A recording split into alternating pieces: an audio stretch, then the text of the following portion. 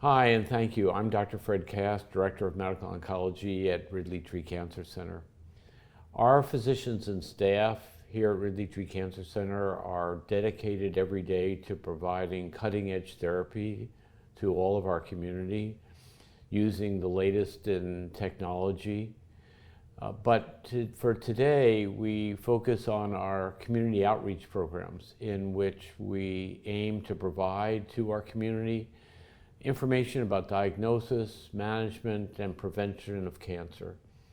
In particular today, we're happy to provide one of our community lectures which address current topics that are of vital importance to our patients, their families, and the community at large. As a part of our commitment to keeping this safe during the pandemic, we are offering this program virtually. I'd now like to introduce Natalie Gutierrez, wellness instructor at Ridley-Tree Cancer Center. Natalie joined Ridley-Tree Cancer Center in 2011, where she teaches meditation and yoga and leads fitness walks. Natalie will discuss today the history and research behind meditation and its potential use in cancer therapy and in support of our patients and families. Please welcome Natalie. Hello, my name is Natalie Gutierrez, and I'm a wellness instructor at the Ridley-Tree Cancer Center. Weekly, I lead groups on meditation, yoga, and fitness walking. Today, we'll walk through a meditation presentation that will look at the origins of meditation, how meditation made its way into the United States, into healthcare, and into cancer care. What is meditation? We often think of it as sitting in a particular position, maybe with our hands in a certain way and our body in a certain way. And while that is part of it, we'll learn later that it's much more than that. Meditation, the word comes from the Latin word meditatum, which means to ponder or to look within. Meditation really is about cultivating an awareness of the presence through the body and mind and becoming very familiar with that experience. We know meditation is a very old practice. It comes from an ancient practice in philosophy and religion and cultures in both India and Asia. Wall art in different places in the world, but in subcontinent India, trace meditation back to 5,000 to 3,500 BCE. And wall art in that continent and also in cave paintings and art in Neanderthal times place meditation at maybe 40,000 years or more. Some of the oldest written documentation of yoga were 1500 BCE, and it's likely that meditation goes back to the 3rd and to the 6th century. So we know meditation originated in India and in China, and eventually through Japanese monks that visited China and the philosophies and brought those cultures into Japan. But there were other cultures that had documented practices of meditation, some of those in Greece, in Christianity, in Judaism, and in Islam. So meditation really is a global cultural phenomenon that has a very old roots. In the 1700s, meditation started to become more discussed globally, and there were translations of the practice of meditation that were brought to Europe and eventually into the United States. But at that time, meditation was very much only happening in the discussion of philosophers and intellectuals and in academic settings. In the 1800s and 1900s, meditation started to become more prominent in the United States. And in 1893, Yogi Swami Vivekananda delivered a presentation to the Parliament in Chicago. And in that presentation, more discussion was happening through conferences and meetings in the United States. But still at that time, it was mostly the discussion of philosophy and in academic settings and also in scholars. Most of us started to become more aware of meditation in the West, and specifically in the United States, in the 1960s and 1970s. The Beatles were probably one of the most prominent groups that started to discuss meditation in a more vocal and common way.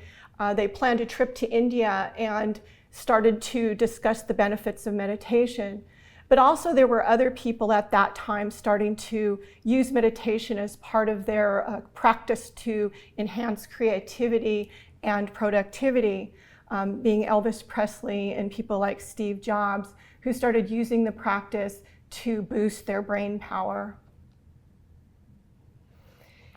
As meditation became more popular in the counterculture through the Beatles and through the counterculture of the time, we started to see that it began to move into the beginnings of research. And in the late 1970s, Jon Kabat-Zinn started to, through MIT, look at meditation and its impacts on physiology in the body and also in the mind.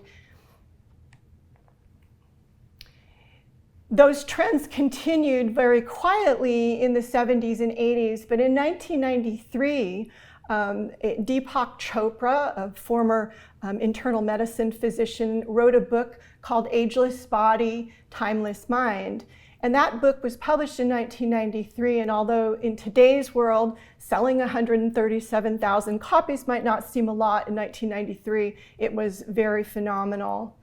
At that time, many other celebrities and people in pop culture started to come forward and talk about the benefits of meditation. Jerry Seinfeld talked about it a lot in terms of using it for the creative process and also managing stress of being a celebrity and performing. Oprah Winfrey discussed it. She hosted the Deepak Chopra book launch and also discussed some of the points in his book. And Hugh Jackman and Ellen DeGeneres, all these celebrities that came forward began to discuss the benefits of meditation in their lives. But at that point, it really was, although wellness and health was a part of it, it was mostly around creativity, brain boost, and also managing stress through celebrity. At that time also, Jon Kabat-Zinn's program started to be expanded and researched further through MIT, and William Teasdale and Siegel started to expand the research and look at it specifically for treating anxiety and depression. So that particular form of meditation that started to move into health and healthcare research was the program that was designed at MIT, and that was the mindfulness-based stress reduction program, which is called MBSR. And that program is really focused on tending to people who are in need of stress reduction. The other form of meditation that also made its way into healthcare at the time was transcendental meditation. And that form of meditation is also used, but used less than MBSR because it's a little less structured, but it is studied and it is one of the forms that we see in healthcare. Currently, there's over 3,000 scientific studies on meditation. The issue is that only 4% of them have controlled trials to rule out placebo effect. So you see that there's a difficulty in actually studying meditation. It's the problem being more that there's so many different forms of meditation, and it's also the people that might be drawn to meditation that make it particularly hard to study. But as the studies begin to be published and brought and launched into the main culture, we started to see the numbers of people meditating increase. So in 2012, the number of people, since 2012, the number of people that have been meditating has more than tripled. And over 14% of adults say they have at least tried meditation once in their lifetime, which is significantly more than 20 years ago. And meditation now in the United States is second only to the most common mind-body practice, only second to yoga. So right now we see that 35 million adults, this is not including children, and there's a lot of children that are starting to participate in meditation through school-based programs, but we know that right now there's, as of 2018, there's over 35 million people that are participating in meditation. And so why do we meditate is a good question, and why do we meditate now? It's more about the promotion that meditation saw in health and wellness, especially in publications, magazines, and online. Most of the time people will identify their desire to start a meditation practice based on wanting to reduce stress, wanting to be healthier, wanting to have calmer approaches to life's problems, and also to be more creative. We started to see a lot more studies being published in common and popular magazines, wellness magazines, fitness magazines, and we saw that the research was showing that there were significant studies that showed that there was a boost in brain power, meaning that when you looked at the brains of people who meditated, that you would see that they had increased gray matter, which increases learning and memory. And then there were also some studies that looked around promoting wellness and health through the boosting of the immune system. And there was one study that was talked about that had a significant boost in immune function based on people that were 50 years older and were meditating. And then pain management started to make its way into the research, and people looked at the intensity of pain and the management of pain, and yoga or meditation started to look at the pain cycle. So in meditation, when you are able to calm the nervous system and train the nervous system, you can use that process to manage symptoms like pain. So meditation made its way into cancer care through all of the research that we've discussed so far. And it started to present itself as a way to mitigate or to help patients going through cancer treatment. Meditation would often help patients who were experiencing nausea, vomiting, pain, and fatigue by lessening those side effects or symptoms of treatment.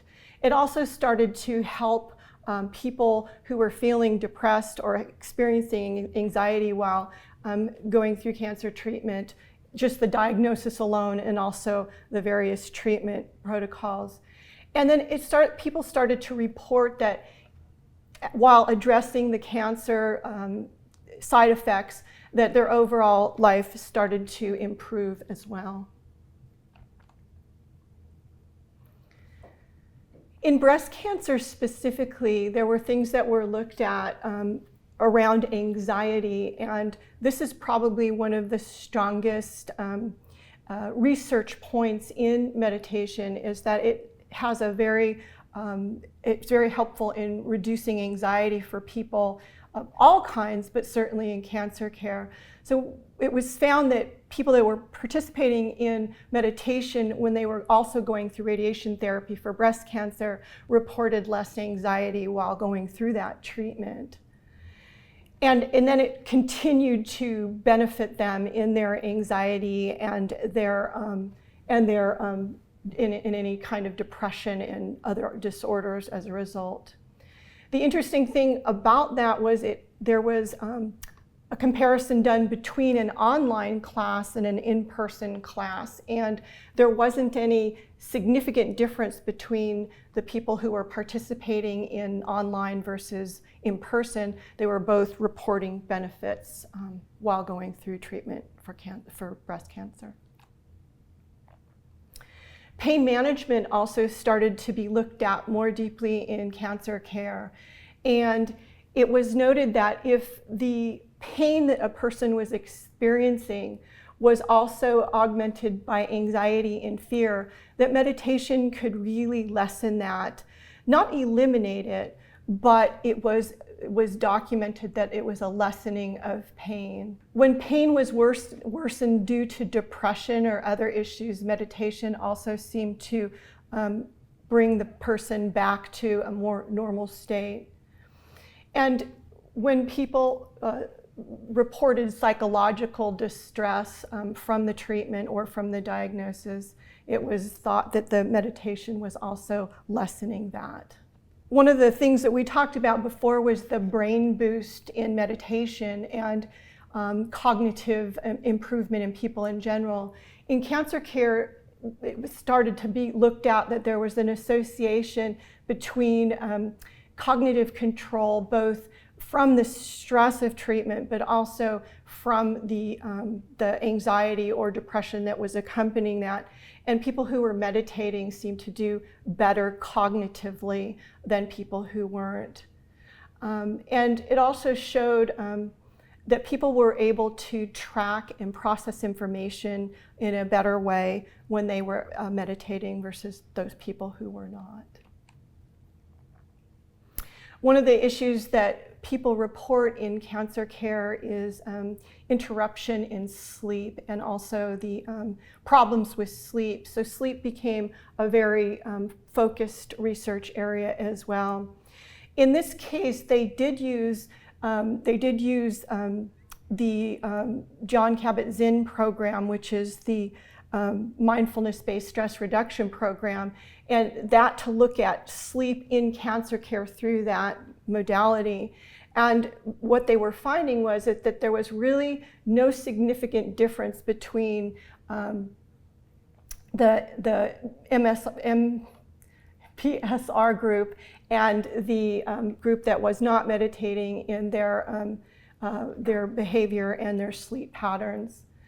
And given that there was so little downside to participating in that stress reduction and meditation program, it was suggested that it be an option for cancer care, especially when people are experiencing insomnia. So what is the future of these of integrative therapies in general, and specifically meditation? Well, there are more academic organizations, institutions, and also private funders increasing their support for researching mind-body practices, including meditation.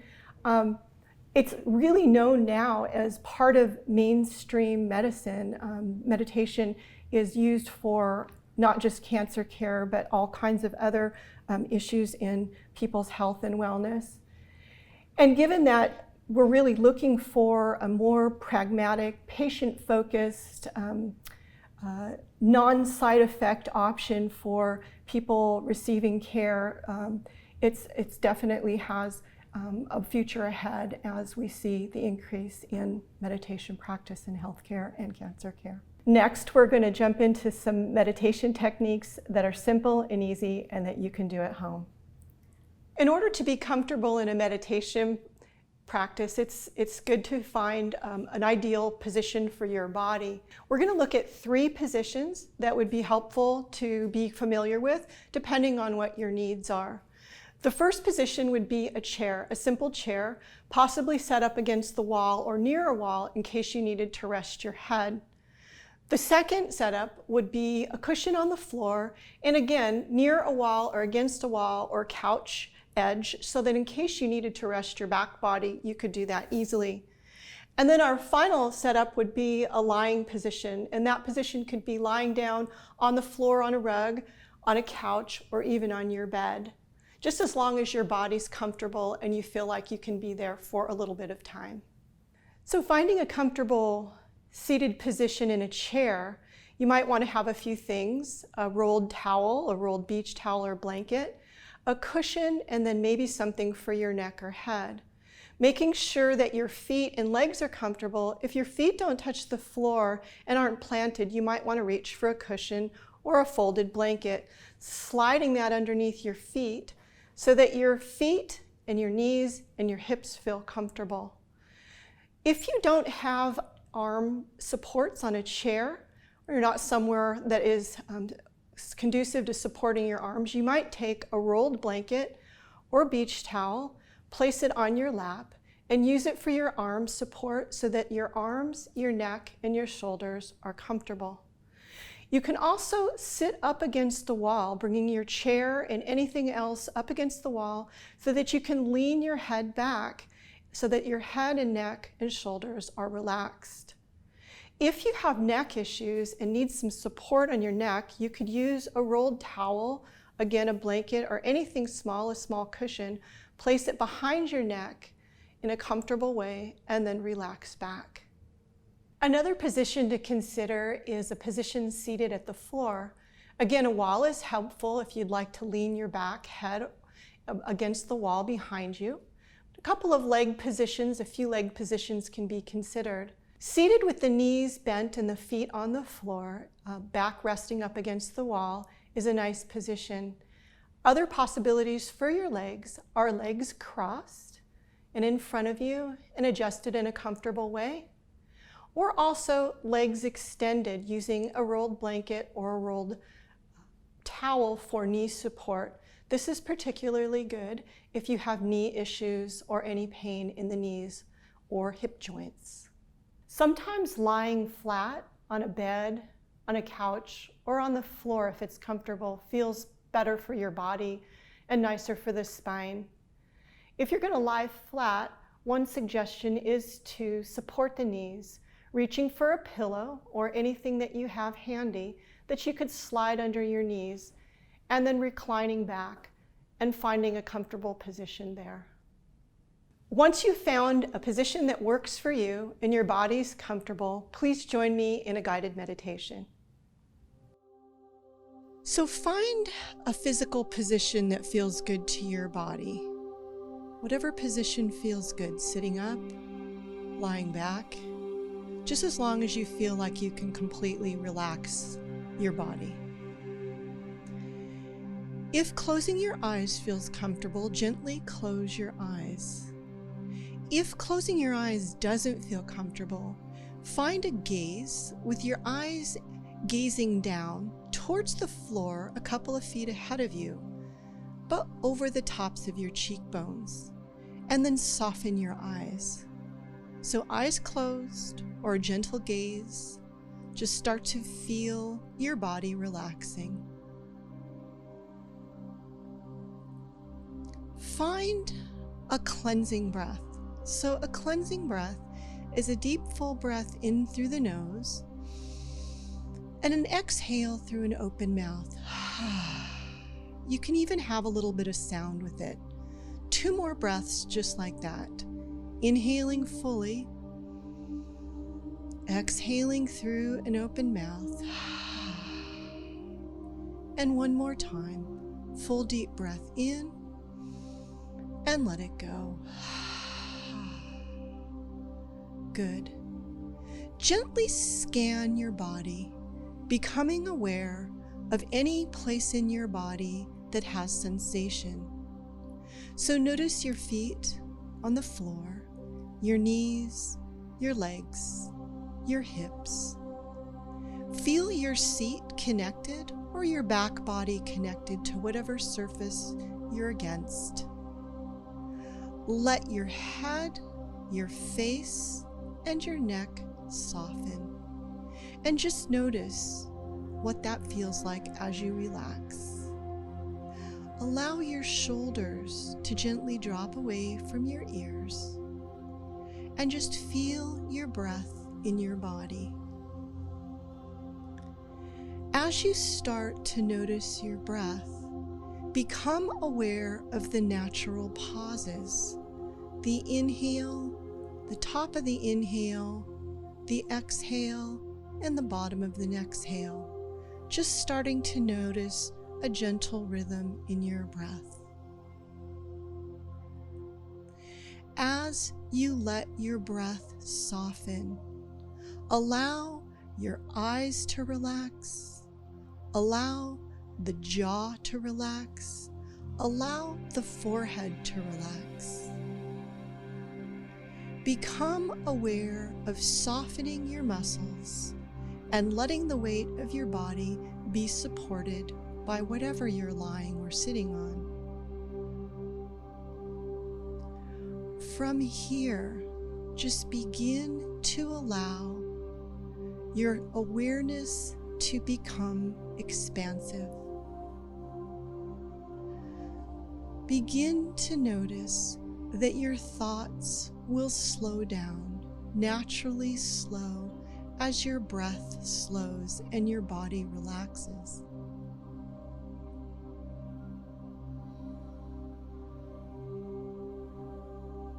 As you begin to relax more deeply, become aware of the thoughts that move gently through your mind and pass by. So we're never trying to get rid of our thoughts. Our thoughts come and our thoughts go. We just allow them to pass by like they're clouds in the sky. There's no struggle, no judgment, no pushing away, just noticing what's coming and what's going. And as you notice the coming and going of the thoughts, the relaxation and softening in the body, just allow your awareness to become bigger. Allow yourself to begin to watch.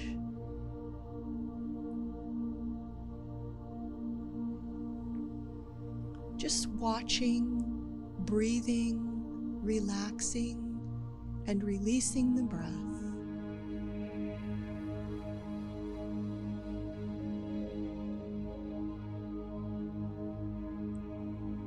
So just observing, using that part of your mind that's like the observer, often described as that part of ourselves that notices our dreams at night.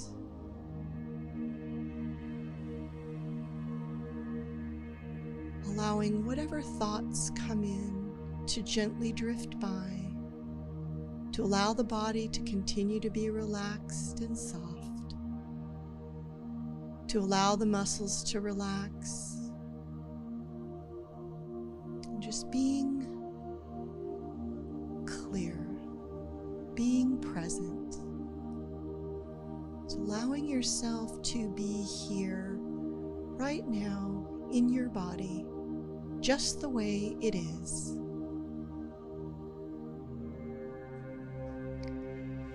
And here for this next minute or so, just allowing everything to feel completely at peace. Nothing to do, nothing to fix or change. Just allowing the present to be.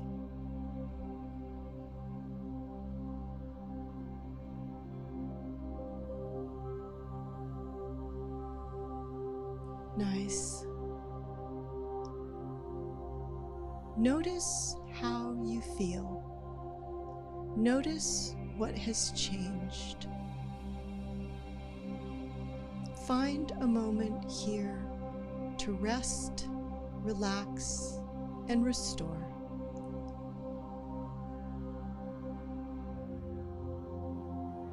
And then begin to find your breath a little fuller, a little deeper in your body. Start to very gently bring some movement into your hands and fingers, into your toes and feet, and gently start to make your way back.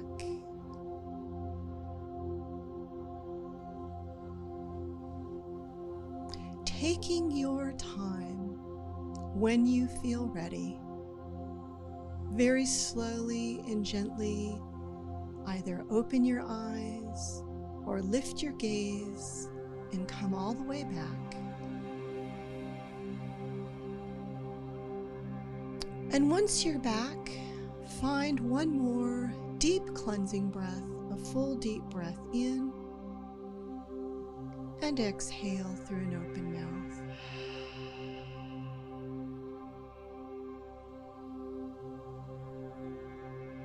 Thank you for joining us at this community lecture. I hope the information we shared today is helpful in supporting your health and well-being. We welcome you to come back to this meditation exercise anytime you need it. For additional meditation resources, please see the Ridley-Tree Cancer Center Resource Library Meditation and Mindfulness Info Guide. This online guide contains links to recommended online resources and apps, information about meditation programs at the Ridley-Tree Cancer Center and in the community, and a collection of highlights from the resource library.